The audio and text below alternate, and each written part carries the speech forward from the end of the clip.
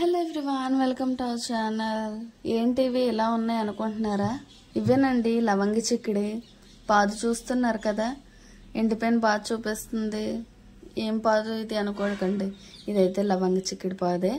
Day time అయితే ఇలా ఎండిపోయినట్టు ఉంటుంది, కానీ నైట్ అయ్యేసరికి, ఈవినింగ్ ఎగ్జాక్ట్ 5 అయ్యేసరికి మాత్రం చూస్తున్నారు కదా ఫ్లవర్స్, పర్పుల్ కలర్ ఫ్లవర్స్.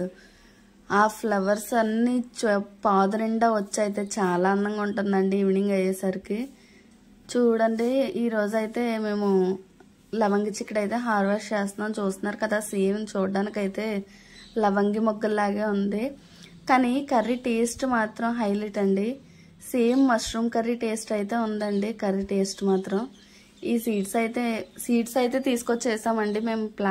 పాదు ప్లాంట్ కూడా కాదు, సీడ్స్ వేస్తే చాలా బాగా వచ్చిందండి రిజల్ట్ మాత్రం. నెక్స్ట్ మా ఇంటి దగ్గర బీరపాదు కూడా వేసామండి. నార్మల్ బీరకాయ అండ్ నేతి బీరకాయ అంటారు కదా, అది కూడా వేసామండి.